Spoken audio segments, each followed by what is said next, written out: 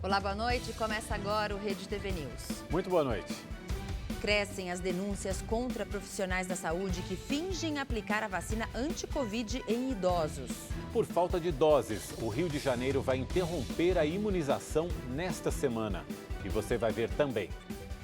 Estudantes da rede municipal da capital paulista retomam as aulas presenciais. Mas 580 escolas não abrem por falta de limpeza e estrutura. Estudo em Minas Gerais confirma que o risco de contágio pelo novo coronavírus é maior em ambientes fechados.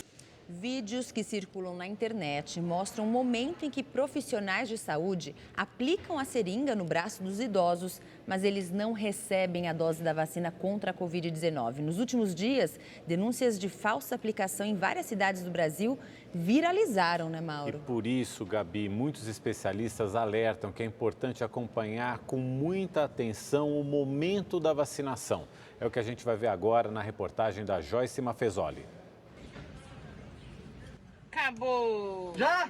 Apertou mesmo essa seringa? Oxi. O vídeo mostra claramente que a agulha perfura o braço do idoso, mas o líquido não é injetado. O caso ocorreu na última sexta-feira em Niterói, na região serrana do Rio de Janeiro. Após a denúncia, o idoso foi vacinado em casa. Amém. Prontinho! Mais casos de falsa aplicação foram relatados no Rio e em outros estados. Pode filmar o velhinho. Em Goiânia, o Ministério Público investiga uma situação semelhante com uma idosa de 88 anos no último dia 10. A cena se repete. A profissional de saúde injeta a agulha, mas não aplica o líquido. Vira o roxinho para lá, por causa da agulha. A hora que eu puxo, se soltar, aí. O mesmo aconteceu em Maceió, Alagoas, no dia 28 do mês passado. Parentes filmaram o momento em que a idosa de 97 anos recebia a vacina. Pelo menos era o que pensavam. Só depois de assistir ao vídeo com calma é que perceberam que a técnica de enfermagem fingiu vacinar a mulher. Nos 3 casos, as profissionais foram afastadas. Em nota, as secretarias de saúde das cidades informaram que estão apurando os fatos para tomar as devidas providências. Os vídeos que viralizaram na internet servem de alerta para a população ficar atenta no momento da vacinação. Em Petrópolis, um inquérito civil foi aberto em conjunto com o Ministério Público Federal no município para apurar problemas na aplicação das vacinas, já que vários casos foram registrados. Moça, essa daqui estava sem, me desculpe, viu?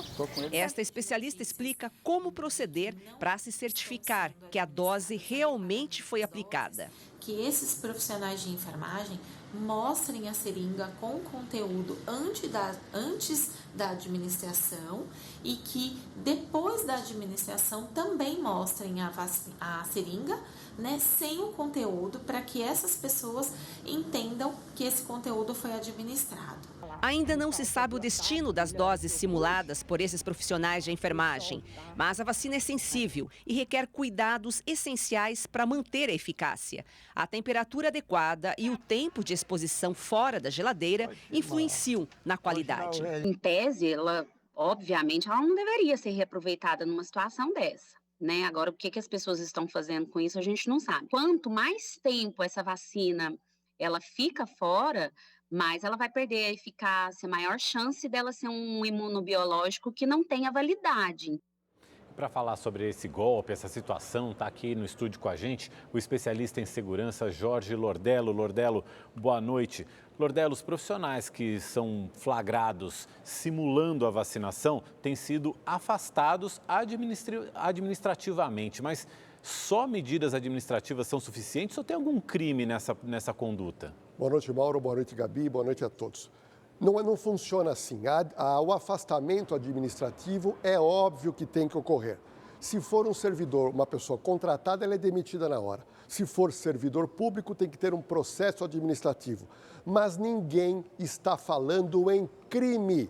O profissional da área de saúde que eventualmente não aplica a vacina, leva essa vacina para casa e a única explicação é o mercado negro, comete, na minha opinião, o crime de apropriação indébita. Caso de polícia, mas não acaba por aí, Mauro. Olha que interessante o que eu vou te falar. No momento em que você aplica uma vacina e não injeta o imunizante, você está provocando uma lesão naquele idoso e, para mim, também tipifica o crime de lesão corporal dolosa. Portanto, o caso não é somente administrativo, e sim policial e possivelmente uma condenação criminal. E você vê motivos para esse tipo de conduta? O que leva esses profissionais a fazer? Eu conversei com alguns profissionais de enfermagem e a maioria me falou, isso não é caso de erro, é muito difícil você errar a aplicação de uma vacina. O que estaria levando esses profissionais a fazer isso? Mauro, é muito claro e nós temos que descortinar esse problema.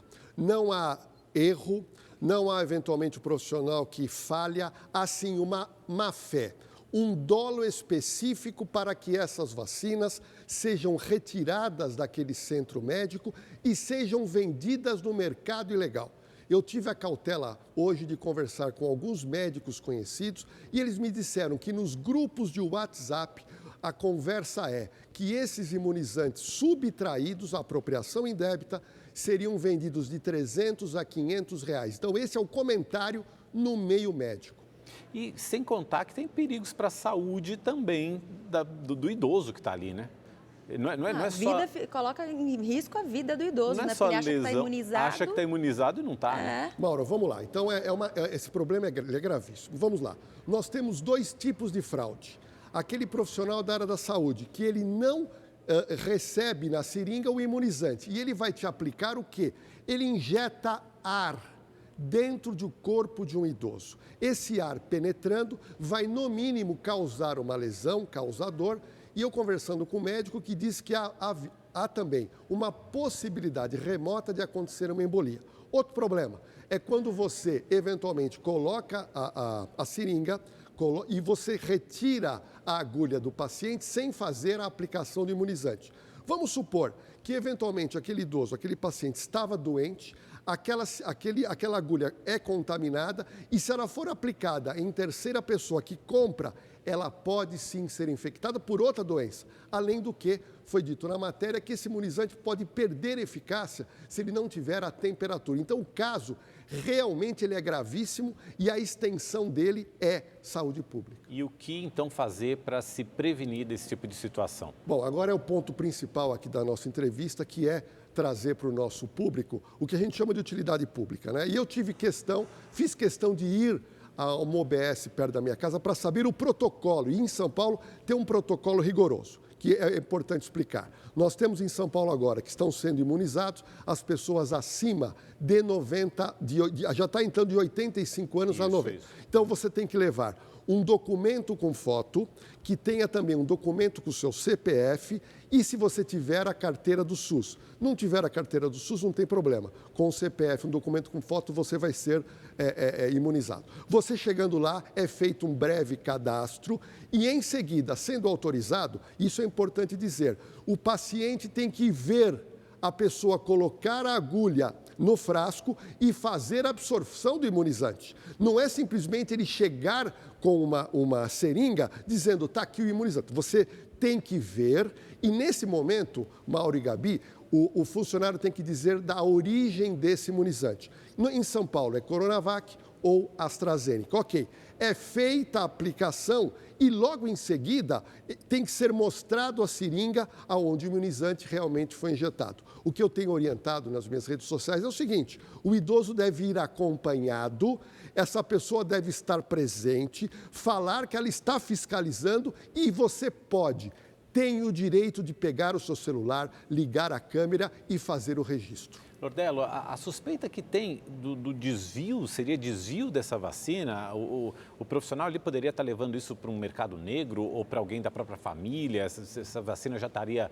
encomendada anteriormente? O que pode se investigar nesses casos? Mauro, a malandragem hoje do brasileiro é uma coisa impressionante. E eu me lembro quando surgiu o primeiro vídeo, falaram que era fake news, que era uma coisa antiga, mas isso não é verdade. Quem tem o WhatsApp, eu mesmo recebi no meu WhatsApp, cerca de 10 vídeos com a mesma imagem das pessoas sendo ludibriadas. O que nós levantamos? Ou esse profissional da área da saúde, ele vai levar para a casa dele para imunizar um parente mais próximo, que qualifica o crime de apropriação indébita, ou ele já tem encomendado por R$300 a R$500 a venda dessa vacina para alguém que ele conhece. Ele vai falar o seguinte: olha, eu trabalho na UBS tal, eu trabalho no hospital tal, se eu conseguir trazer, você paga? Nossa, eu pago, eu estou muito preocupado com isso. Agora, tem o pior.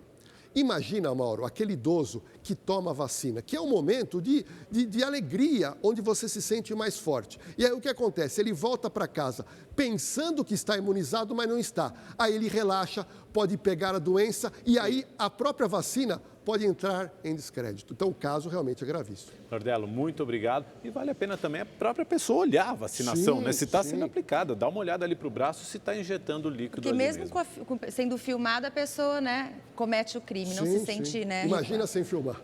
Obrigado, Lordelo. E no Rio de Janeiro, gente, a vacinação contra a Covid-19 será interrompida a partir de quarta-feira. A campanha só será retomada na próxima semana, se chegar uma nova remessa de imunizantes. O movimento foi grande no drive-thru do Parque Olímpico, na Barra da Tijuca, zona oeste do Rio.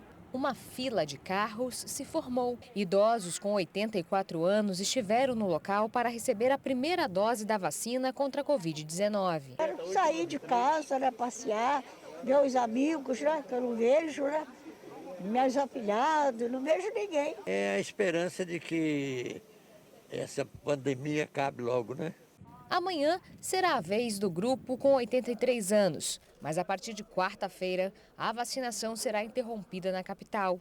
Em uma publicação nas redes sociais, o prefeito Eduardo Paes anunciou que o calendário será paralisado por falta de doses do imunizante. A Secretaria Municipal de Saúde pretende retomar a campanha na próxima semana, quando a capital deve receber uma nova remessa da Coronavac do Instituto Butantan.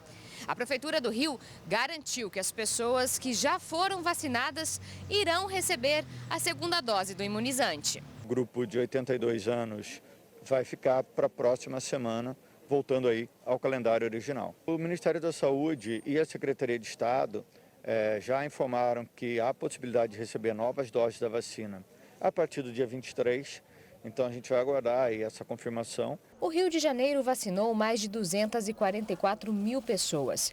É a capital com o maior número de imunizados no país. Hoje, Terezinha da Conceição, de 80 anos, a primeira idosa vacinada no Rio, recebeu a segunda dose do imunizante. Ela vive em um abrigo da prefeitura desde 2015. Cerca de 100 funcionários e idosos famosos do Retiro dos Artistas, na Zona Oeste, também receberam a segunda dose da vacina.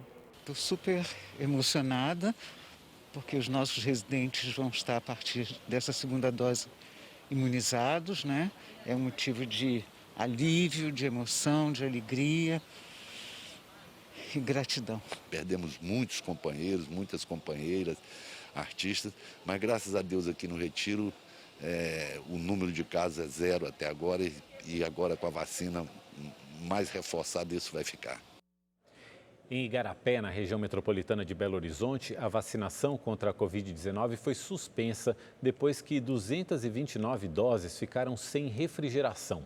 De acordo com a prefeitura, houve uma pane elétrica na policlínica onde os imunizantes estavam armazenados.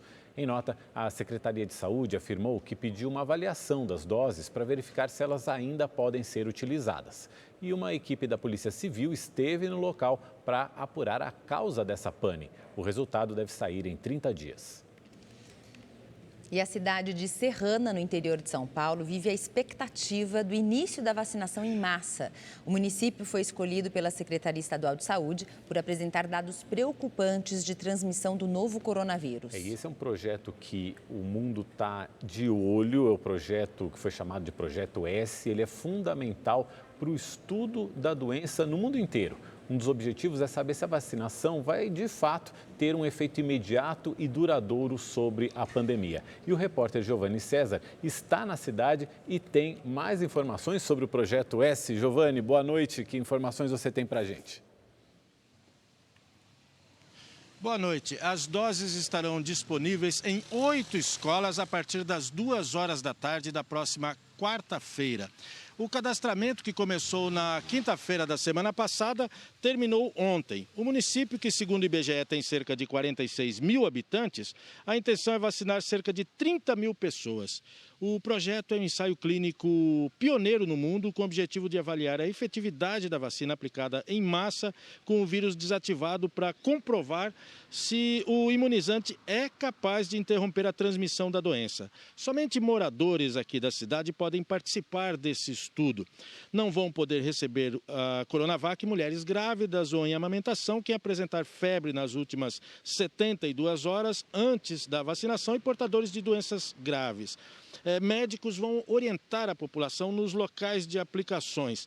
Hoje é feriado por aqui e a gente deu uma volta pela cidade e viu que tem muita gente sem máscara, sinal provavelmente de que isso é um dos sinais de que o vírus está circulando muito forte por aqui. Mas a gente visitou também uma UPA, Unidade de Pronto Atendimento. Eu conversei com o pessoal da triagem e eles disseram que tem muita gente dando entrada na unidade com sintomas de estar com Covid-19. Lembrando que nos próximos dias nós vamos levar até você reportagens especiais aqui de Serrana. De Serrana, Giovanni César para o Rede TV News. Obrigada, Giovanni. Olha só, alunos da Rede Municipal de São Paulo voltaram às aulas presenciais hoje. Só que pelo menos 580 escolas não reabriram por falta de estrutura e limpeza. O Richard voltou animado para a escola. Após quase um ano estudando em casa, finalmente vai poder rever os amigos. Agora ela está preparada para receber os alunos. Depois dessa vacina ainda melhorou 1000 vezes, agora o convívio deles junto. E é bom que não tem aglomeração também na escola e eu estou muito feliz por isso. As escolas municipais da capital paulista têm cerca de 1 milhão de alunos na rede de ensino, mas eles não vão retornar ao mesmo tempo. Haverá um rodízio entre aula remota e presencial. Isso porque, por determinação da prefeitura, a ocupação máxima das salas de aula deve ser de 35%. Como vai ter devidos cuidados, distanciamento, sempre lavando a mão, então, querendo mesmo, está mais tranquila. Ela já assimilou bastante o uso da máscara, essa questão de compartilhamento de objeto, ela já entendeu que ela não pode compartilhar. Mesmo com o retorno das aulas presenciais, a volta dos alunos às salas de aula é facultativa. Famílias que preferirem manter as crianças em casa podem utilizar os recursos disponíveis online e impresso, mas nem todas as escolas reabriram os portões hoje. Entre as 4.000 escolas e creches municipais, 534 não retomaram as aulas presenciais hoje por falta de limpeza. A prefeitura informou que a empresa responsável pela conservação abandonou o contrato e vai ser punida. Outras 50 escolas não voltaram a funcionar por causa de obras. Elas voltam em 2 momentos, no dia 22 e no dia 1º. Vale lembrar que agora, dia 15, todas as escolas, inclusive essas que a empresa de limpeza abandonou, voltam online. E funcionários do Hospital das Clínicas de São Paulo já estão recebendo a segunda dose da Coronavac. Foram priorizados os profissionais com cadastro de trabalho ativo, seguindo as diretrizes do Programa Nacional de Imunização. O repórter Murilo Rincon está lá e tem as informações ao vivo. Boa noite, Murilo. Boa noite, Mauro, Gabriela, boa noite para todo mundo que nos acompanha. Olha, cerca de 1000 voluntários, entre médicos, enfermeiros, auxiliares e outros profissionais estão ajudando nos trabalhos. A expectativa da diretoria aqui do HC é de vacinar mais de 20.000 funcionários que trabalham aqui no complexo. Hoje, a Secretaria Estadual de Saúde de São Paulo confirmou que já foram registrados 25 casos da variante brasileira do novo coronavírus, conhecida como P1, aqui em São Paulo. Só em Araraquara, no interior do estado, foram confirmados 12 casos. Para tentar frear a propagação, então, dessa nova cepa que surgiu em Manaus, a prefeitura decretou lockdown na cidade. Ou seja, os moradores estão proibidos de circular sem justificativa. Apenas os serviços essenciais, como os postos de combustíveis, hospitais, farmácias e supermercados, vão poder funcionar. De acordo com a secretaria, desses 25 casos, 16 são considerados autóctones, ou seja, em que os infectados contraíram a doença sem ter viajado ou ter tido contato com alguém que viajou para a região norte do país. A secretaria ressaltou ainda que até o momento não há comprovação de que essa variante seja mais transmissível ou letal. De São Paulo, Murilo Rincon para o Rede TV News. Obrigada, Murilo. E pesquisadores brasileiros comprovaram a presença do novo coronavírus em partículas no ar. A conclusão reforça a importância do uso de máscaras e alerta para a necessidade de sempre manter os ambientes bem ventilados. Os estudos foram feitos por pesquisadores do Centro de Desenvolvimento de Tecnologia Nuclear e do Instituto de Ciências Biológicas da Universidade Federal de Minas Gerais. Com a ajuda de equipamentos específicos, eles coletaram amostras do ar de hospitais, pontos de ônibus, estacionamentos e calçadas de Belo Horizonte em diferentes momentos da pandemia. Esses equipamentos, eles continham membranas filtrantes, né, como se fossem filtros mesmo, de porosidade bem pequena, reduzida, e aí a gente levou o material coletado, retido, para análise em laboratório. Ao analisar as amostras, os pesquisadores detectaram o novo coronavírus no ar em diversos ambientes fechados, entre eles o corredor de acesso à UTI, a sala de retirada das vestimentas e o banheiro dos hospitais. Já nas áreas externas, nada foi encontrado. A conclusão é que o vírus que causa a Covid-19 se espalha por meio dos chamados aerossóis, pequenas partículas que são invisíveis a olho nu. Elas ficam suspensas no ar por um bom tempo, mesmo depois que a pessoa infectada já saiu do ambiente. Por isso, o risco de contaminação é maior em locais como bares e restaurantes, por exemplo. Há uma distância que a gente imagina que está segura de uma pessoa para outra, mas se elas estiverem sem máscara, pensando em termos de aerossóis, o risco é muito grande ainda. O estudo sobre a presença do coronavírus no ar foi publicado numa revista científica internacional. Em outubro do ano passado, o Centro de Controle e Prevenção de Doenças dos Estados Unidos chegou à mesma conclusão. Por isso, os pesquisadores alertam para a necessidade de sempre manter os ambientes ventilados. Não é vantagem a gente descuidar de nenhum outro método, né? Mas se tivesse que concentrar um esforço e ter que pensar desinfecção de superfícies ou circulação de ar em ambiente fechado. Circulação de ar, sem dúvidas. E além da questão do contágio, há mais de um ano, o mundo convive também com as incertezas no tratamento da Covid-19. É o que a gente vê agora na reportagem do Giovanni César. Aparecida foi infectada bem no começo da pandemia no Brasil e ainda hoje convive com problemas relacionados à doença. Graças a Deus eu estou bem, só me sinto muito cansada ainda depois de um ano praticamente, né? Márcio é esportista, teve Covid, ficou internado e recebeu alta, mas sente que ainda não é hora de retornar às atividades físicas. Eu tentei retornar às minhas atividades esportivas normalmente.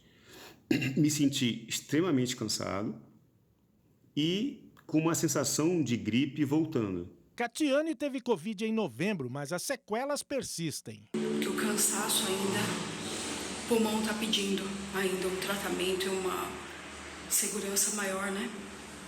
Porque as sequelas ficam e elas não são fáceis. A doença pode se manifestar de maneira diferente em pacientes com o mesmo perfil. Uma forma de verificar isso é a reabilitação.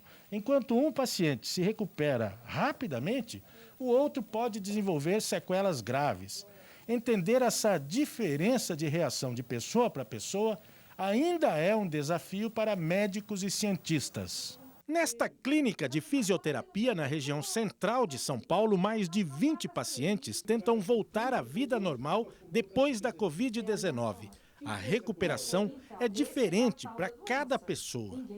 Eu tenho pacientes que ficaram internados sem ser em UTI, 20 dias, 20 e tantos dias de hospital, e saíram com uma fraqueza muscular, que é a coisa mais que me chama a atenção, e o cansaço e a parte pulmonar muito debilitada. E não necessariamente o mais velho ou que já tinha até algum problema de comorbidade, obesidade ou tinha problema cardíaco, teve mais leve que outras pessoas teoricamente mais saudáveis. Este infectologista diz que muitos pacientes apresentam sequelas, chamadas pelos médicos de síndrome pós-Covid. As doenças dessa síndrome são apresentações as mais variadas. Podem ser complicações neurológicas, podem ser complicações cardiológicas, respiratórias, musculares, enfim, há uma gama enorme de complicações. Vamos aos números da Covid-19 no Brasil. De acordo com o Ministério da Saúde, 8.805.000 pessoas já se recuperaram da doença. Outras 821.000 estão em acompanhamento. O país acumula 239.000 mortes provocadas pelo vírus. O ministro do Supremo Tribunal Federal, Ricardo Lewandowski, autorizou ações e buscas da Polícia Federal no inquérito que investiga se houve omissão do ministro da Saúde, Eduardo Pazuello, na crise de falta de oxigênio para pacientes com Covid-19 em Manaus. A pedido da Procuradoria-Geral da República, Lewandowski permitiu que a Polícia Federal tenha acesso a e-mails trocados pelo Ministério da Saúde com o governo do Amazonas e com a Prefeitura de Manaus. Além disso, a Polícia Federal vai tomar o depoimento de funcionários da pasta, das secretarias de saúde do Amazonas e de Manaus e de representantes da White Martins, a fornecedora de oxigênio hospitalar. O governador de São Paulo, João Dória, foi internado na manhã de hoje para a realização de exames de rotina. A repórter Estela Freitas tem mais informações. O governador de São Paulo, João Dória, do PSDB, foi internado no começo do dia aqui no Hospital Albert Einstein, na zona sul da capital paulista. Segundo o boletim médico, os exames realizados são laboratoriais, endoscópicos e de imagem. A previsão é de que o governador receba alta amanhã. A assessoria de Dória afirmou que ele está bem, que os exames são de rotina e que foram agendados com antecedência. Estela Freitas, de São Paulo, para o Rede TV News. 4 milhões de reais. Esse é o valor que a Rede TV já distribuiu em prêmios nos sorteios do Festival de Prêmios do Rede TV Plus. E as chances de ganhar não param com o novo Sorte Agora. Os sorteios são diários e você pode levar notebooks, Smart TVs e até iPhones 12. Tem também um Kwid saindo todo domingo no Encrenca e uma Mercedes C180 no final da promoção. Continue assinando e tem ainda mais chances de ganhar. E se deixou de assinar, agora é a hora de voltar. Aponte a câmera do seu celular para o QR Code na tela ou acesse redetvplus.com.br. Você paga menos de 75 centavos por dia e pode usar o Pix, cartão de crédito ou cartão virtual de débito da Caixa. A combinação de chuva e estradas cheias por causa do carnaval contribuiu para os acidentes graves em Minas Gerais nas últimas horas. 5 pessoas morreram e 4 ficaram feridas em uma batida que envolveu 3 carros na MG 431, entre as cidades de Itaúna e Pará de Minas. Segundo o boletim de ocorrência, um motorista de um carro fez uma ultrapassagem em local proibido, provocando o acidente. O homem saiu ileso e fugiu. Ele foi preso logo depois com sinais de embriaguez. Na rodovia MG 458, no sul de Minas Gerais, um homem de 37 anos morreu após bater de frente com um caminhão próximo a Heliodora. Chovia na hora do acidente. O helicóptero dos bombeiros foi acionado, mas a vítima morreu no local. O motorista do caminhão não se feriu. Na MG 290, em Borba da Mata, os 2 ocupantes deste carro ficaram feridos com gravidade depois que o veículo rodou na pista e bateu em uma carreta que tombou no acostamento. O caminhoneiro foi socorrido e não corre risco de morrer. A Marinha do Brasil e a Polícia Federal interceptaram no domingo um veleiro carregado com cocaína. A embarcação estava a cerca de 270 quilômetros da costa de Pernambuco e tinha como destino a Europa. Os 5 tripulantes, todos brasileiros, foram presos. Eles foram levados para a Superintendência da Polícia Federal em Pernambuco. O veleiro está sendo rebocado para o Recife. A quantidade de droga apreendida só será divulgada depois dos procedimentos da Polícia Judiciária. 3 homens foram presos e um menor apreendido em Belo Horizonte, suspeitos de fazer parte de uma quadrilha especializada em assaltar casas em bairros nobres da cidade. O grupo já era monitorado pela polícia. Nessa ação, 2 integrantes da quadrilha foram flagrados por câmeras tentando invadir uma casa. Após alguns minutos, eles decidem ir embora com medo da movimentação de carros e pessoas. Ontem, os mesmos suspeitos com outros 2 comparsas foram surpreendidos quando invadiam uma mansão na zona sul da cidade. Ao perceber a chegada da PM, o motorista que esperava do lado de fora tentou fugir. As imagens da câmera que fica na viatura mostram toda a perseguição pelas ruas do bairro. O suspeito perdeu o controle da direção, bateu em uma árvore e foi preso. Os outros 3 integrantes do grupo foram detidos em um terreno na região. Por ser menor de idade, um deles foi levado para a Delegacia de Proteção à Criança e ao Adolescente. Todos já têm passagens por roubo, furto e tráfico de drogas. A Polícia Civil do Rio de Janeiro prendeu no Paraguai um suspeito de fornecer armas e drogas para facções criminosas que atuam no estado. A ação conjunta entre os agentes fluminenses e a Secretaria Nacional Antidrogas do Paraguai prendeu Gabriel Mendes da Silva, conhecido como Turco, em uma mansão avaliada em R$2,5 milhões na cidade de San Bernardino, a cerca de 50 quilômetros de Assunção, capital do Paraguai. Ele é investigado por fornecer armas e drogas para comunidades do Rio. O criminoso foi um dos 76 detentos que conseguiram fugir por um túnel de um presídio na cidade de Pedro Juan Cabaleiro em janeiro do ano passado. Turco é apontado pela polícia como o braço direito de Ricardo Luiz Picoloto da Silva, conhecido como R7, ligado ao primeiro comando da capital, o PCC.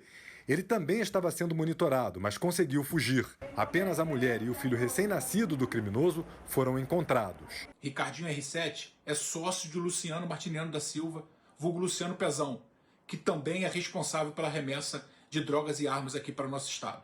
Na ação, os agentes apreenderam armas, munição, celulares e um computador.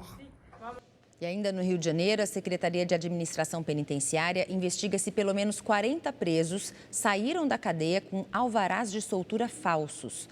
A análise começou depois que um desembargador federal descobriu que 2 detentos deixaram os presídios onde cumpriam penas por tráfico internacional de armas, utilizando documentos fraudados em outubro e novembro do ano passado.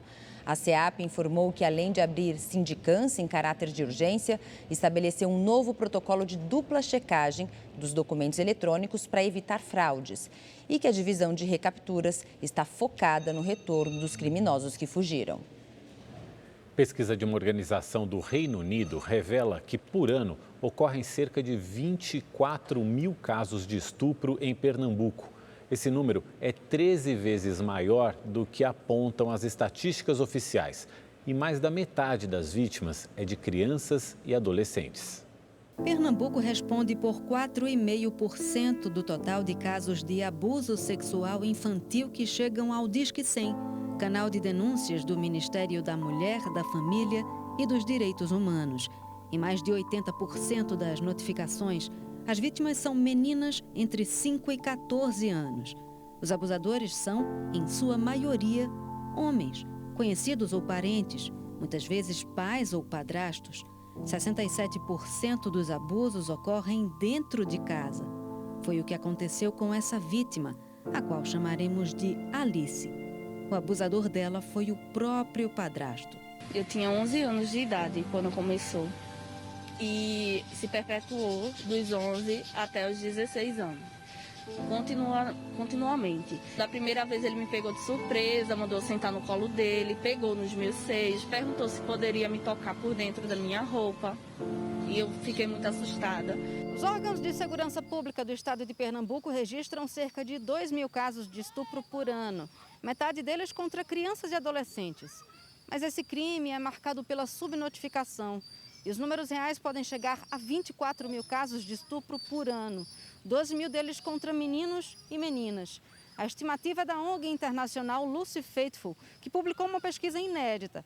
O estudo cruzou dados do Ministério da Saúde, do Disque Direitos Humanos e da Base de Dados Criminal do estado de Pernambuco. A ideia dessa pesquisa é justamente mapear o que se conhece sobre o tema aqui no Brasil, especificamente em Recife, Pernambuco, porque para se construir estratégias para enfrentar, principalmente para evitar que aconteça um problema tão complexo, uma violência tão profunda como a violência sexual, é preciso conhecer muito bem qual é a característica desse fenômeno, a dimensão desse fenômeno no local. Há 8 anos, Alice decidiu romper o silêncio e denunciou seu agressor, que virou réu em 2016, acusado dos crimes de lesão corporal e estupro de vulnerável.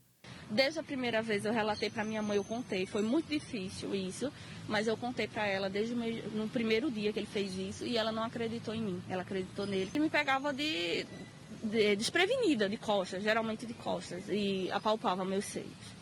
Já chegou até tentar me beijar, já chegou a oferecer dinheiro para ficar com ele.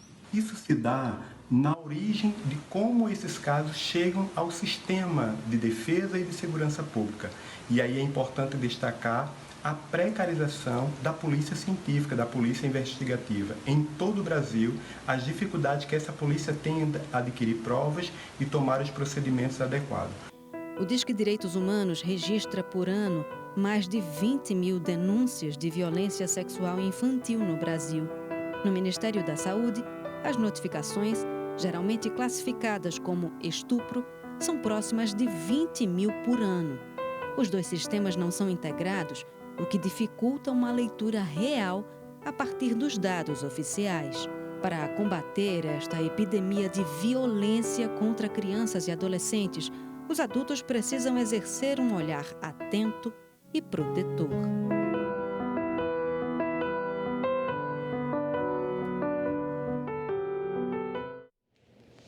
E está chegando a segunda fase de um dos vestibulares mais concorridos do país, a FUVEST. São mais de 33 mil candidatos que concorrem a uma das cerca de 11 mil vagas disponíveis na Universidade de São Paulo, a USP. Depois de 2 fins de semana intensos de Enem, chegou a hora de mudar a chavinha. É que está chegando a segunda fase da FUVEST, que será realizada nos dias 21 e 22 deste mês. São mais de 33 mil candidatos disputando cerca de 11 mil vagas em diversos cursos de graduação da USP, um dos vestibulares mais concorridos do país. O João Felipe é um deles. Formado em Direito, agora ele tenta uma vaga no curso de História. A prova da primeira fase estava dentro das expectativas, ou seja, uma prova muito conteudista, exigente e cansativa também. Então, eu estou me preparando para a segunda fase, imaginando uma prova no mesmo sentido. São mais 2 dias de provas. No primeiro, serão 10 questões discursivas de português, mais a temida redação, que representa 40% da nota final. Já no segundo, serão 12 perguntas discursivas sobre questões específicas, que variam de acordo com a carreira escolhida pelo candidato. Então, o que fazer para se preparar nessa reta final? A primeira dica é manter a rotina de revisão dos principais temas e tópicos das provas. E tem mais. É importante, por exemplo, manter uma rotina de alimentação leve e diversificada nos dias anteriores e que ele também já separe qual que vai ser o lanche a ser consumido durante a realização da prova. Outra dica interessante é que o candidato escolha uma máscara de proteção que já esteja habituado, para não ficar desconfortável. Deixe separado todo o material que você vai usar na prova, como lápis, borracha, caneta, régua. Também é importante que você chegue no local de prova com antecedência e evite aglomeração. A tão esperada lista de aprovados no concurso deve ser conhecida no dia 19 de março. Dito isso, só nos resta uma coisa. Boa prova, estamos na torcida pelo seu melhor desempenho. E apesar do cancelamento do carnaval que se viu no fim de semana, foi um grande desrespeito às regras de distanciamento no Brasil. Há flagrantes de festas clandestinas em todo o país. Na Lapa, tradicional ponto boêmio no centro do Rio de Janeiro, os agentes da Guarda Municipal, da Secretaria de Ordem Pública, da Vigilância Sanitária e da Polícia Militar interditaram estabelecimentos e aplicaram multas a comerciantes por aglomeração ou excesso de mesas e cadeiras. Na Zona Sul, as equipes também reforçaram a fiscalização no Leblon. Bares, mercados e restaurantes receberam interdição cautelar. No Jockey Club, na Gávea, uma festa clandestina durou a noite toda. O salão ficou lotado.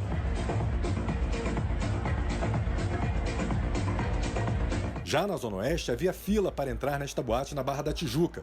Pelo menos 4 festas foram encerradas na noite de domingo. Por dia, 500 guardas municipais reforçam as ações da prefeitura durante o carnaval. E as operações vão continuar ao longo da semana. Elas fazem parte de um plano de fiscalização anunciado pelo prefeito Eduardo Paes, do DEM, para evitar a disseminação do coronavírus. Em outros lugares do Brasil, também houve registro de aglomerações. Em Pipa, no Rio Grande do Norte, as ruas ficaram lotadas. Em Florianópolis, as casas de show também ficaram cheias, sem que houvesse respeito às regras de segurança. Também em Santa Catarina, em Balneário Camboriú, uma casa de shows ficou lotada para uma festa de carnaval. Em Minas Gerais, o fim de semana de carnaval também precisou de intervenções das autoridades em diversos eventos clandestinos. Na região norte de Belo Horizonte, a Guarda Municipal interrompeu uma festa com cerca de 200 pessoas na madrugada de ontem. O local havia sido interditado neste ano e por isso já era monitorado. O proprietário foi multado e o bar foi fechado. Em Contagem, 80 pessoas foram flagradas em um baile funk e tiveram que assinar um termo para serem liberadas. Muitos eram menores e havia consumo de bebida alcoólica no local. Um homem foi preso por porte ilegal de arma. Em Ribeirão das Neves, o baile de carnaval clandestino acontecia em um sítio que já estava com toda a estrutura armada para receber cerca de 200 convidados. O evento foi encerrado e uma pessoa foi presa. Em São Paulo, vídeos publicados nas redes sociais flagraram várias festas clandestinas em casas noturnas e em bares de bairros nobres da Zona Oeste e da Zona Sul da cidade. Segundo a Vigilância Sanitária Estadual, entre sexta-feira e sábado, 22 multas foram aplicadas só na capital por flagrantes de aglomeração e 11 locais foram fechados. Em Campinas, segundo a Prefeitura, 21 mil pessoas foram dispersadas em 51 festas clandestinas entre a noite de sexta e a madrugada de hoje. Para este infectologista, as aglomerações preocupam porque, além de aumentarem as transmissões, facilitam o surgimento de novas linhagens do vírus.